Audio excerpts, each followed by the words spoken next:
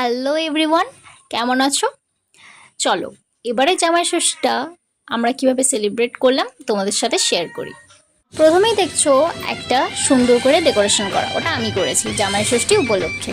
খুবই ঘরোয়াভাবে খুবই ছোট করে আয়োজন করা হয়েছিল।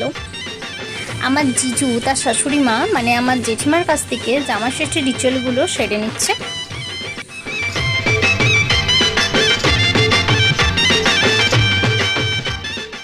তো জেঠিমার পরে আমার মা মানে জিজুর কাকা শাশুড়ি জামাই ষষ্ঠীর রিচুয়ালগুলো সেরে নিচ্ছে।